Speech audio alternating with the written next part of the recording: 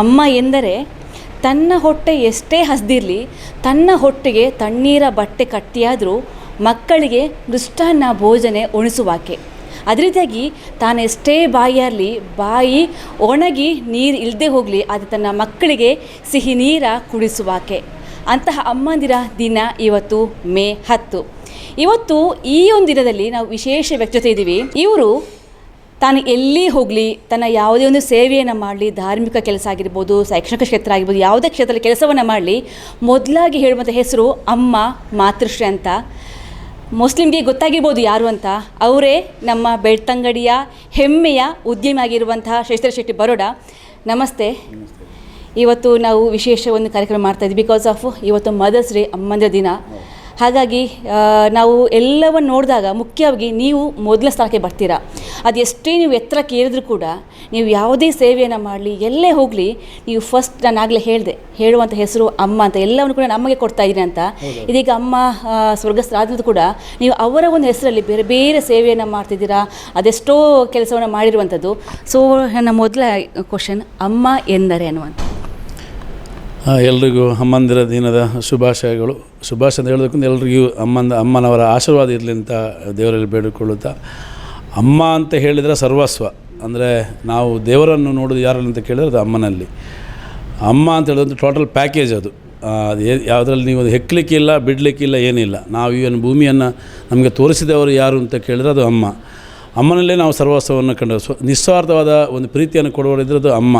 ಮತ್ತು ಎಲ್ಲ ಪ್ರೀತಿಗಳಲ್ಲಿ ಕೂಡ ನಾವು ಏನಾದರೂ ಒಂದು ಸ್ವಾರ್ಥವನ್ನು ಕಂಡುಕೊಳ್ತೇವೆ. ಅಮ್ಮನ ಪ್ರೀತಿಯಲ್ಲಿ ಯಾವುದೇ ಥರವಾದಂಥ ಸ್ವಾರ್ಥಗಳಿರುವುದಿಲ್ಲ. ಅದು ನಮ್ಮನ್ನು ಬೆಳೆಸೋದಿದ್ದು, ಅವರು ಮಾಡುವಂಥ ಪ್ರೀತಿಯನ್ನು ಹಿಡಿದು ಎಲ್ಲವನ್ನು ನೋಡಿದೆ ಅಂದರೆ ಅದು ಅಮ್ಮ. ನನಗೆ ಅಮ್ಮ ಅಂತ ಕೇಳಿದರೆ ಅದು ಸರ್ವಸ್ವವೇ. ನಾನು ಯಾರನ್ನು ನೋಡಲಿಲ್ಲ, ದೇವರನ್ನು ನೋಡಿಯೇ ಇಲ್ಲ ನಾವು. ಅವು ಖಂಡಿತವಾಗಿ ನಾವು ದೇವರ ಸೇವನೆ ಮಾಡ್ತೇವೆ, ಆದರೆ ನಾವು ದೇವರ ನೋಡಿದ ಯಾರಲ್ಲಿ ಅಂತ ಕೇಳಿದ್ರೆ ಅಮ್ಮನಲ್ಲಿ ಅಂತ ಹೇಳಲಿಕ್ಕೆ ಇಷ್ಟಪಡ್ತೇನೆ. ಇನ್ನೊಂದು, ನೀವು ಅನೇಕ ಕಡೆ ನಿಮ್ಮ ಬಾಲ್ಯದ ದಿನ ಅಮ್ಮ ನಿಮ್ಮನ್ನು ಸಾಕಿದ್ದು ಹೇಗೆ ಎಲ್ಲವನ್ನು ಕೂಡ ಹೇಳಿರುವಂಥ ಕೆಲವೊಂದು ಕಡೆ. ಆದರೆ ನೀವು ಎಲ್ಲೂ ಹೇಳಿದಂತಹ ಕೆಲವೊಂದು ಘಟನೆ ಬಗ್ಗೆ ಹೇಳೋದಾದರೆ ಅಮ್ಮ ಹೇಗಿದ್ದರು, ಎಷ್ಟು ಕಷ್ಟಪಟ್ಟಿದ್ರು, ಕೆಲವೊಂದು ನೀವು ಹೇಳಿರಲ್ಲ ಅಂತಹ ಒಂದು ಕೆಲವೊಂದು ಘಟನೆಯನ್ನು ನಮ್ಮ ಮೂಲಕ ಹೇಳೋದಾದರೆ. ಅದು ತುಂಬ ಇದೆ. ಅದನ್ನು ನಾವು ಯಾವ ರೀತಿ ಹೇಳಬೇಕಂತೇಳಿ ನನಗೆ ಅರ್ಥ ಆಗ್ತಾ ಇಲ್ಲ. ನಾನು ಬಡತನದ ಒಂದು ದಿವಸವನ್ನು ಹೇಳಲಿಕ್ಕೆ ನಾನು ಇಷ್ಟಪಡ್ತೇನೆ. ನಮಗೆ ತಂದೆಯರಿರುವ ನಮ್ಮ ಮನೆಯಲ್ಲಿ ಅಂಬೇಡ್ಕರ್ ಕಾರಿತ್ತು ಅಂತ ಹೇಳ್ತಾರೆ. ತಂದೆ ಮೇಲೆ ಲಾರಿಗಳಿದ್ದಿದ್ದು. ನಮ್ಮ ತಂದೆಯವರು ಟಿಂಬರ್ ಮರ್ಚೆಂಟ್ ಆಗಿದ್ದರು. ತದನಂತರವಾಗಿ ಅವರಿಗೆ ಹುಷಾರಿಲ್ಲದ ಕಾರಣವಾಗಿ ಸ್ವಲ್ಪ ಆರ್ಥಿಕ ವ್ಯವಸ್ಥೆಯನ್ನು ಹಿಂದುಳಿದ ಕಾರಣಕ್ಕಾಗಿ ತಾಯಿಗೆ ಮತ್ತು ಗದ್ದೆಗೆ ಕೆಲಸಕ್ಕೆಲ್ಲ ಹೋಗಬೇಕಾಯಿತು. ಆ ದಿನ ಹೇಗಿತ್ತು ಅಂತ ಕೇಳಿದರೆ, ನಾವು 150 ಗ್ರಾಮ್ ಅಕ್ಕಿ ಇದೆ, ಇದನ್ನು ಹೇಳಿದ್ದೇನೆ ಅವಲಕ್ಕಿ ಅಂತೇಳಿ, ಅದನ್ನು ತಂದು ಕಣ್ಣ ಚಹಾ ಅಂತ ಹೇಳ್ತಾರೆ ತುಳಿನಲ್ಲಿ, ಅಂದರೆ decoction tea, it is not milk add ಮಾಡಲಿಕ್ಕಿಲ್ಲದೆ ಅಂಥ ಟೀಯನ್ನು ಕುಡಿದು ಅವಲಕ್ಕಿ ಜೊತೆ ಒಂದು 6 ಜನ ನಾವು ಊಟವನ್ನು ಮಾಡಿದ್ದೇವೆ. ಆ ಹೊತ್ತಿನಲ್ಲೂ ಮಕ್ಕಳು, ಆದರೆ ನನಗೆ ನೆನಪು ಬರ್ತಾಯಿದೆ. ಈಗ ತಾಯಿಗೆ ಸಿಗಲಿಲ್ಲ ಅವರಿಗೆ. ಆ ಅವಲಕ್ಕಿ ಕೂಡ ತಾಯಿಗೆ ಸಿಗುವಷ್ಟು ವ್ಯವಸ್ಥೆ ಇರಲಿಲ್ಲ. ಆದರೆ ಅವ್ರು ನಮಗೆಲ್ಲರೂ ಕೊಟ್ಟು ಅವರು ಅದೇ ರೀತಿಯಾಗಿರ್ತೀವಿ. ತದನಂತರದ ದಿನಗಳಲ್ಲಿ ಗಂಜಿ ಊಟ ಅಂತ ಹೇಳ್ತಾರೆ. ಗಂಜಿ ಊಟ ಅಂದರೆ ನಮಗೆ 6 ತಟ್ಟೆಯಲ್ಲಿ ಹಾಕಿ ಉಳಿದ ಇನ್ನೊಂದು ಥರದ ಬಡಿಸಲಿಕ್ಕೆ ಇರೋದಿಲ್ಲ. ಆದರೆ ಅವರನ್ನು ತಟ್ಟೆಯಿಂದ ತೆಗೆದು ಕೊಡುವಂಥದ್ದು. ಅದು ಯಾವತ್ತು ನಮಗೆ ಆ ಹೊತ್ತಿನ ನಮಗೆ ಅನಿಸಲಿಲ್ಲ. ಅವರ ಪಾಲಿನ ಅನ್ನವನ್ನು ನಮಗೆ ಕೂಡ ನೀಡ್ತಾರಂತ ಅನಿಸಲಿಲ್ಲ ಅಂತ ತುಂಬ ಘಟನೆ ಇದೆ. ಅದಕ್ಕೆ ನಾವು ಇವತ್ತು ದುಃಖಿತರಾಗಿದೆ. ಹಾಗೆ ಅಂತ ಕೇಳಿದರೆ ಅವರಿಗೆ ಕಳ್ಕೊಂಡಿದ್ದೇನೆ. ಈಗ ನಮ್ಮ ಹತ್ರ ಬೇಕಾದಷ್ಟು ಉಂಟು, ಆದರೆ ಅವರಿಲ್ಲ ಅಂಥ ಅನೇಕ ಘಟನೆಗಳಿದೆ. ಮತ್ತು ಅವರಿಗೆ ತನ್ನ ಮಕ್ಕಳಂದ್ರೆ ಸರ್ವಸ್ವ. ಅದಕ್ಕೆ ಅವ್ರು ಯಾವ ರೀತಿಯ ಯುದ್ಧವನ್ನು ಮಾಡಲಿಕ್ಕೆ ರೆಡಿ. ಯುದ್ಧ ಅಂತ ಹೇಳಿದ್ರೆ ಜಗಳ ಆಡೋದು ಅಂತ ಹೇಳ್ತಾರೆ. ಅದು ಜಗಳ ಆಡಲಿಕ್ಕೂ ರೆಡಿ ಇರ್ತಾರೆ. ಅಂಥ ತಾಯಿಯ ಮನಸ್ಸು ಅದೇ ಥರ ಇದೆ. ಎಲ್ಲ ತಾಯಿಯಂದರೂ ಅದೇ ಥರ ಇರ್ತದೆ. ಮತ್ತು ನಾನು ತಿದ್ದುವಂಥದ್ದು. ಅಲ್ಲಿ ಫೈಟ್ ಮಾಡಿದ್ರೆ ಕೂಡ ನಮಗೆ ಬಂದು ಪುನಃ ಹೊಡಿತಿದ್ರು. ಹಾಗೆಲ್ಲ ಅಂದರೆ ಅಲ್ಲಿ ಬೈದಾಯಿತು ನಮಗೆ ಆ ಥರ ಬಿಡ್ತಿದ್ರು, ನಮಗೆ ಅಚ್ಚ ಬಂದು ಹೊಡಿತಿದ್ರು. ಅಂದರೆ ಸಮಾಜದಲ್ಲಿ ತೀಡುವುದು ಅಂತ ಹೇಳ್ತಾರೆ. ಅದರಿಂದ ಅಲ್ಲಿ ಏನು ಬೇಕಾದನ್ನು ಮಾಡಿಕೊಂಡು ನಮಗೆ ಬಂದು ಸರಿಯಾದ ವ್ಯವಸ್ಥೆ ಪಾಠವನ್ನು ಮಾಡುವಂಥದ್ದು. ಆ ವ್ಯವಸ್ಥೆಯನ್ನು ತಾಯಿಯವರು ಮಾಡ್ತಾರೆ. ಅದರಿಂದಾಗಿ ನಾವು ಈ ಜೀವನದಲ್ಲಿ ಈ ಮಟ್ಟಕ್ಕೆ ಬರಲಿಕ್ಕೆ ಕಾರಣ ಅಂತ ಅದು. ಮತ್ತು ಮನೆಯಲ್ಲಿ ಇರುವಂಥ ಭಜನೆ ಕಾರ್ಯಕ್ರಮ, ದೇವರಿಗೆ ಭಜನೆ ಹೇಳಿದ್ರೆ ನಮಗೆ ಊಟವೇ ಇಲ್ಲ. ಅದನ್ನ ಅಲ್ಲಿ ಊಟ ಮಾಡಬೇಕಾದ್ರೆ ನಮಗೆ ಭಜನೆ ಎಲ್ಲ ಆಗಬೇಕಿತ್ತು. ಅದೇ ರೀತಿಯಾಗಿ 6 ಬಟ್ಟೆ ನೆಕ್ಸ್ಟಿಗೆ ಇಲ್ಲ. ಕುಪೋಷಣೆ ಅಂತ ನೀವು ಹೇಳಿರ್ಬೋದು, ಎಲ್ಲ ಹೇಳ್ತಾರೆ. ಈಗ ಕುಪೋಷಣೆ ಅಂತ ಹೇಳಿದ್ರೆ ನಮ್ಮ ಊಟಕ್ಕೆ ಸರಿಯಾಗಿರುವ ಇಲ್ಲದಿರುವಂಥದ್ದು ಕುಪೋಷಣೆ. ಆವತ್ತಿನ ನಮ್ಮ ಆ ಕಾಲದ ಫೋಟೋ ಅಂತ ನಮ್ಮೆಲ್ಲ ಅಸ್ಥಿಪಂಜರವನ್ನು ಕೌಂಟು ಮಾಡ್ಬೋದಿತ್ತು. ಅಂದರೆ ಎಷ್ಟು ನಮ್ಮ ಅಸ್ಥಿಪಂಜರ ನಮ್ಮ ಶರೀರ ಇದೆಲ್ಲ ಅಣ್ಣ ತಮ್ಮಂದರು ಅದೇ ರೀತಿಯಾಗಿ ಕಾಣ್ತಿದ್ರು. ಅದು ಕೂಡ ಯಾವುದು ಕೂಡ ಲೆಕ್ಕಕ್ಕೆ ತೆಗೆದುಕೊಳ್ಳದೆ ದೃಢವಾಗಿ ನಿಂತು ನಮ್ಮ ತಾಯಿ ನಮ್ಮನ್ನು ಬೆಳೆಸಿದ್ದಾರೆ. ಎಲ್ಲರ ತಾಯಿಯಂದರು ಕೂಡ ಹಾಗೆ. ಅವರ ಮಕ್ಕಳು ಅಂದರೆ ಅವರಿಗೆ ಶ್ರೇಷ್ಠ ವ್ಯಕ್ತಿಯಾಗಿ ಮಾಡಲಿಕ್ಕೆ ಎಲ್ಲ ತಾಯಿಯಂದರು ಪ್ರಯತ್ನವನ್ನು ಪಡ್ತಾರೆ.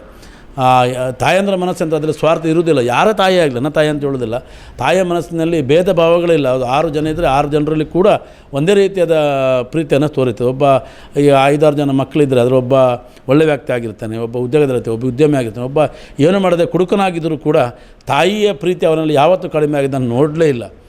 ಎಷ್ಟು ಇವರನ್ನು ಮುದ್ದು ಮಾಡ್ತಾರೆ, ಅದೇ ರೀತಿಯಾಗಿ ಆ ಹುಡುಗನ ಮುದ್ದು ಮಾಡೋದು ಹಲವು ಕಡೆ ಕಂಡಿದ್ದೇನೆ. ಅದು ತಾಯಿಯಿಂದ ಮಾತ್ರ ಸಾಧ್ಯ. ತಂದೆಗೆ ಈ ಥರದ ಭಾವನೆಯನ್ನು ಪ್ರೀತಿಯನ್ನು ತೋರಿಸಲಿಕ್ಕೆ ಸಾಧ್ಯ. ಅದು ಏನಿದ್ದರೂ ಕೂಡ ತಾಯಿಯ ಪ್ರೀತಿ ಮಾತ್ರ ಎಲ್ಲರನ್ನು ಬಾಂಧವ್ಯದಿಂದ ಕಟ್ಟಿಕೊಳ್ಳಲಿಕ್ಕೆ ಸಾಧ್ಯ ಅಂತ ಹೇಳ್ತೇನೆ. ಇನ್ನೊಂದು, ನಿಮ್ಮ ಅಮ್ಮ ಕೇವಲ ನಿಮಗೆ ಮಾತ್ರ ಅವರು ಅಮ್ಮ ಆಗಿರಲಿಲ್ಲ, ಇಡೀ ಊರವ್ರಿಗೆಲ್ಲ ಕೂಡ ಅವರು ಮಕ್ಕಳ ರೀತಿ ನೋಡ್ತಾ ಇದ್ರು. ಅವರಿಗೆ ಊಟ ಏನತ್ತೆ ಕೊಡ್ತಾಯಿದ್ರು. ಸೊ ಎಲ್ಲರೂ ಮೊನ್ನೆ ಬಂದಾಗ ಕೂಡ ಎಲ್ಲರೂ ಹೇಳ್ತಾ ಇರುವಂಥದ್ದು, ನಾವು ಬಂದಾಗ ಫಸ್ಟ್ ಕೇಳ್ತಾಯಿದ್ದು ಉಂಡರ ಅಂತ ಕೇಳ್ತಾಯಿದ್ರು ಅಂತ. ಸೊ ಅವೆಲ್ಲ ಕ್ಷಣ ನೋಡಿದಾಗ ನಿಮಗೆ ಎಷ್ಟೊಂದು ಹೆಮ್ಮೆ ಆಗ್ತಾಯಿದೆ ಈಗಲೂ ಕೂಡ ಎನಿಸ್ಬೇಕಾದ್ರೆ ಅಂತ. ಖಂಡಿತವಾಗಿ ಅದು ನಾವು ಅವ್ರು ಇರುವಾಗ ನಮಗೆ ಅಷ್ಟು ಗೊತ್ತಾಗಲಿಲ್ಲ. ಮತ್ತೆ ಅವರು ಕಳೆದುಕೊಂಡ ನಂತರ ಊರಿನವರೆಲ್ಲ ಹೇಳುವ ರೀತಿಯಲ್ಲಿ ನಮಗೆ ತುಂಬ ಆನಂದವೂ ಆಗ್ತದೆ ಮತ್ತು ಏನೋ ದುಃಖವೂ ಬರ್ತದೆ. ಅಂದರೆ ಆ ಕಾಲಘಟ್ಟವನ್ನು ನೋಡಿದ್ದಾರೆ ಮತ್ತು ಮತ್ತೊಂದು ಕಾಲಘಟ್ಟವನ್ನು ನೋಡಿದ್ದಾರೆ. ನಾವೆಲ್ಲ ಹೋದಲ್ಲಿ ಅನ್ನ ಸಂತರ್ಪಣೆ ಮಾಡಿಕೊಂಡು ಬಂದವರಿಗೆ ಊಟ ಹಾಕುವಂಥದ್ದು, ಮನೆಗೆ ಬಂದವರಿಗೆ ಅತಿಥಿ ಸತ್ಕಾರವನ್ನು ಮಾಡಿಕೊಂಡು ತಾಯಿಯಿಂದ ಕಲಿಬೇಕು. ನನಗೆ ತುಂಬ ಜನ ಹೇಳ್ತಾರೆ, ನೀವು ಇಲ್ಲದಿದ್ದರೂ ಕೂಡ ಮನೆಗೆ ಹೋದ ನಮ್ಮನ್ನು ಯಾವತ್ತೂ ಕೂಡ ಅವರು ಕಲಿಸಿದೇ ಇಲ್ಲ ಅಂತೇಳಿ. ಅವರೇ ಸ್ವತಃವಾಗಿ ಹೋಗಿ ಅಡುಗೆಯನ್ನು ಮಾಡಿಕೊಂಡು ಇಲ್ಲದ್ರೆ ತಿಂಡಿ ತಿನಿಸನ್ನು ಮಾಡಿಕೊಂಡು ಕೊಟ್ಟದನ್ನು ನಾವು ನೆನಪಿಸ್ಕೊಳ್ತೇವೆ. ಅದು ಎಲ್ಲಿಂದ ಬಂತಂತ ಕೇಳಿದರೆ ಬಡತನದಿಂದ ಶ್ರೀಮಂತಿಗೆ ಬಂದಾಗ ಮಾತ್ರ ಇಂಥ ವ್ಯವಸ್ಥೆಗಳಾಗಲಿಕ್ಕೆ ಸಾಧ್ಯ. ಶ್ರೀಮಂತ ಮೊದಲಿಂದಿದ್ದರೆ ಅದು ಅವರಿಗೆ ಬರಲಿಕ್ಕೆ ಸಾಧ್ಯವೇ ಇಲ್ಲ. ಹಾಗೆ ನಾನು ಯಾವತ್ತೂ ಹೇಳೋದುಂಟು, ಬಡತನ ಯಾವಾಗಲೂ ವರವಾಗಿರ್ತದೆ ಅಂತೇಳಿ. ಎಲ್ರಿಗೂ ಬಡತನ ಬಂದು ಸಿರಿತನ ಬರಬೇಕು. ಹಾಗಾದರೆ ಎಲ್ಲವನ್ನು ಅರ್ಥ ಮಾಡಿಕೊಳ್ಳಲಿಕ್ಕೆ ಸಾಧ್ಯತೆ ಇದೆ. ಅದೆಲ್ಲ ನಮ್ಮ ತಾಯಿಯ ಆಶೀರ್ವಾದದಿಂದ ಆಗಿದೆ. ನಾವೆಲ್ಲರೂ ಈ ಕಾರಣಕ್ಕೆ ಈ ಮಟ್ಟಕ್ಕೆ ಬೆಳಿಬೇಕಾದ್ರೆ ತಾಯಿ ಈಗವರೆಗೂ ನಾವೆಲ್ಲ ಅಣ್ಣ ತಮ್ಮಂದಿರು ಒಟ್ಟಾಗಿದ್ದೇವೆ. ಅದಕ್ಕೆ ಕಾರಣ ಯಾರು ಅಂತ ಕೇಳಿದರೆ ನಮ್ಮ ತಾಯಿಯವರು. ನಾವು ಯಾವತ್ತೂ ಕೂಡ ಸ್ವಲ್ಪ ಜೋರಾಗಿ ಮಾತಾಡೋದು ಕೂಡ ಹೊರಗೆ ಬಂದು ನಮ್ಗೆ ಹೇಳ್ತಿದ್ವಿ, ನೀವು ಮೆಲ್ಲ ಮಾತಾಡಿ ಅಂತೇಳಿ. ಅಂದರೆ ಅದು ನಾವು ಯಾವುದೇ ರೀತಿ ತರ್ಕವನ್ನು ಮಾಡಿದ್ರು ಕೂಡ ಅವರಿಗೆ ಜೋರಾಗಿ ಮಾತಾಡೋದು ಅಷ್ಟು ಇಷ್ಟ ಇರಲಿಲ್ಲ. ಕೊನೆಯ ಘಟ್ಟದಲ್ಲಿ ಕೂಡ ಹಾಗೆ ನಾವು ಅಣ್ಣ ತಮ್ಮದು ಒಟ್ಟಿಗೆ ಆಗಿರಬೇಕಂತ ಅವರ ಆಶೆ ಇತ್ತು. ಹಾಗಾಗಿ ನಾವು ಇವತ್ತು ಕೂಡ ಒಟ್ಟಿಗೆ ಇದ್ದೇವೆ. ವ್ಯಾಪಾರದಲ್ಲೇ ಆಗಲಿ, ಧಾರ್ಮಿಕತೆಯಲ್ಲೇ ಆಗಲಿ, ಮನೆಯಲ್ಲೇ ಆಗಲಿ, ಅಲ್ಲ ಕುಟುಂಬದವರು ಒಟ್ಟಾಗಿರಲಿಕ್ಕೆ ಕಾರಣ ಯಾರು ಅಂತ ಹೇಳಿ ನನ್ನ ತಾಯಿ ಅಂತ ಹೇಳಲಿಕ್ಕೆ ನಾನು ಅದಕ್ಕೆ ನೀವೊಂದು ಹೇಳಿದ್ರೆ ಅವರೊಂದು ಆಸೆ ಇತ್ತು ಎಲ್ಲರಿಗೂ ಒಟ್ಟಾಗಿರಬೇಕು ಅಂತ. ಹಾಗೆ ಕೆಲವೊಂದು ಆಸೆ ಕನಸಿರುತ್ತೆ. ಸೊ ಅವರು ಯಾವುದಾದ್ರೂ ಒಂದು ನನಗೆ ಈ ಥರ ಒಂದು ಕನಸಿದೆ, ಈ ಥರದೊಂದು ಆಸೆ ಇದೆ, ಅದನ್ನು ಈಡೇರಿಸ್ತೀರ ಅಂತ ಕೇಳಿದಿದೆಯಾ ಅಂತ? ಇಲ್ಲ, ಯಾವತ್ತಿಲ್ಲ. ಅವರು ಯಾವತ್ತು ಹೇಳಿದುಂಟು, ನನಗೆ ಧನ್ಯತೆ ಭಾವ ಇದೆ, ನೀವೆಲ್ಲ ಇದೇ ರೀತಿ ಒಳ್ಳೆಯದಾಗಿರಿ, ಒಟ್ಟಿಗೆ ಇರಬೇಕಂತ ಅವ್ರದ್ದು ಒಂದೇ ಆಸೆ. ಅದು ಬಿಟ್ಟರೆ ಬೇರೆ ಯಾವುದೂ ಇಲ್ಲ. ನಾನು ತನ್ನ ತಾಯಿ ಅಂತೆಲ್ಲ, ಎಲ್ಲ ಅಣ್ಣ ತಮ್ಮಂದಿರು ಇದೇ ರೀತಿಯಾಗಿ ಇರಬೇಕು.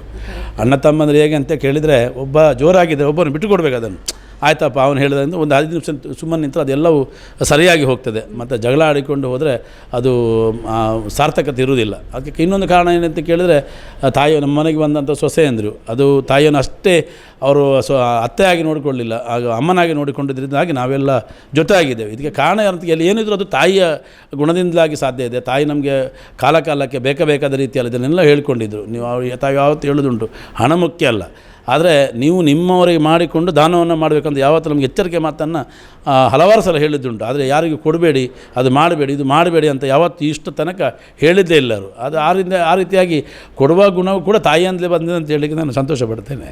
ಈಗ ಅಮ್ಮ ಓಕೆ ಮರೆಯಾಗಿರ್ಬೋದು, ಬಟ್ ಅವ್ರು ಇಲ್ಲೇ ಇರ್ತಾರೆ, ಅದು ಪ್ರತಿಯೊಬ್ಬರಿಗೂ ಗೊತ್ತು. ಅವ್ರ ನೆನಪಲ್ಲಿ ನೀವು ಅನೇಕ ಒಂದು ಕೆಲಸವನ್ನು ಮಾಡ್ತಾ ಇದ್ದೀರಾ. ಸೊ ಇನ್ನು ಯಾವ ರೀತಿಗೆ ಅದನ್ನು ಮುಂದುವರ್ಸ್ಕೊಂಡು ಹೋಗಬೇಕು ಅಂತ ಇದ್ದೀರಾ? ಹೇಗೆ ನಿಮ್ಮ ಆ ಒಂದು ಕನಸು ಆಸೆ ಎಲ್ಲ ಯಾವ ಥರ ಇದೆ?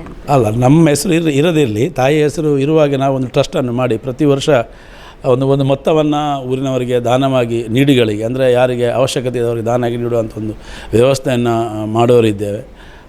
ತಾಯಿಗೆ ಯಾವುದೇ ಆಸೆ ಇರಲಿಲ್ಲ, ಆದರೆ ನಮಗೆ ಒಂದು ಆಸೆ ಇದೆ. ಈ ಮನೆ ನಮ್ಮದು ಕುಟುಂಬದ ಮನೆಯಾಗಿ ಎಲ್ಲರಿಗೆ ಆಶ್ರಯಾಗಿ ಇರಬೇಕು ಅಂತ ವ್ಯವಸ್ಥೆಯಲ್ಲಿ ನಾವು ಒಂದು ಕಾಶಿವನ ಅಂತ ಒಂದು ವ್ಯವಸ್ಥೆಯನ್ನು ಮಾಡೋರಿದೆ. ಮುಂದಿನ 7-8 ತಿಂಗಳಲ್ಲಿ ಅದು ಲೋಕಾರ್ಪಣೆ ಮಾಡುವ ವ್ಯವಸ್ಥೆ, ಸ್ಮಾರಕವನ್ನು ಮಾಡಿ ನಾವೆಲ್ಲ ಬಂದವರು ಕೂಡ ಅಲ್ಲಿ ಒಂದು 2 ನಿಮಿಷ ಕೂತುಕೊಂಡು ಮಾಡುವಂಥ ವ್ಯವಸ್ಥೆಯನ್ನು ಮಾಡುವ ದೃಷ್ಟಿಯಲ್ಲ ಒಂದು ಯೋಜನೆಯನ್ನು ಹಾಕಿಕೊಂಡಿದ್ದೇವೆ.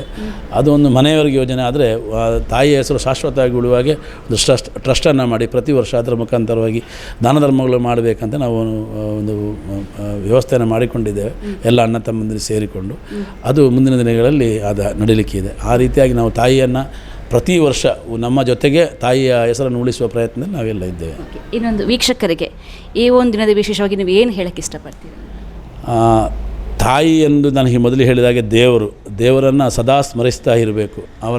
ನಮಗೆ ಅವರ ಬಾಲ್ಯದಲ್ಲಿ ಕೊಟ್ಟಂಥ ಅವರು ಪಟ್ಟಂಥ ಕಷ್ಟಗಳು, ನಮಗೆ ಕೊಟ್ಟಂಥ ಸುಖಗಳನ್ನು ಅವರ ಏನು ಹೇಳ್ತಾರೆ ಅದಕ್ಕೆ ಪ್ರಾಯಘಟ್ಟಕ್ಕೆ ಬಂದಾಗ ಅವ್ರಿಗೆ ನಾವು ಸೇವೆಯನ್ನು ಮಾಡಬೇಕು ಅಂತ. ಸೇವೆಯನ್ನು ಮಾಡುವ ಕೆಲವು ಸಲ ಅವಕಾಶಗಳು ಸಿಗುವುದಿಲ್ಲ. ಆದರೆ ನಾವು ನಮಗೆ ಭಾಗ್ಯವಂತರಂದು ಎಣಿಸ್ಕೊಳ್ತೇನೆ. ನಮ್ಮ ಒಳ್ಳೆಯ ದಿನಗಳನ್ನು ಕೂಡ ತಾಯಿ ನೋಡಿದ್ದಾರೆ. ಎಲ್ಲರ ಮನೆಗಳಿಗೆ ಹೋಗಿ ಭೇಟಿ ಕೊಟ್ಟು ಬಂದಿದ್ದಾರೆ. ಎಲ್ಲ ಮಕ್ಕಳದ್ದು ಏನು ವಿನಂತಿ ಅಂತ ಹೇಳಿದರೆ, ನಿಮ್ಮ ತಾಯಿ ಸದೃಢವಾಗಿರುವಾಗ ಅವರನ್ನು ತಿರುಗಾಡಿಸುವಂಥದ್ದು, ಅವರನ್ನು ಕರ್ಕೊಂಡು ಹೋಗುವಂಥದ್ದು.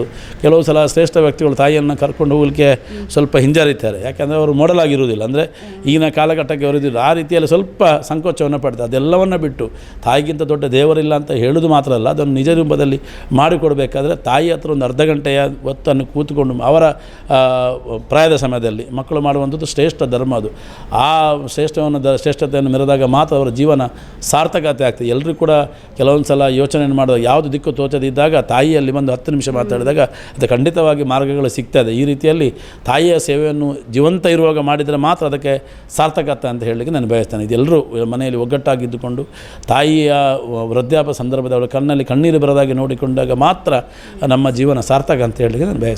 ಓಕೆ, ಧನ್ಯವಾದಗಳು. ಎಸ್, ತಾಯಿ ಎಂದರೆ ಏನು?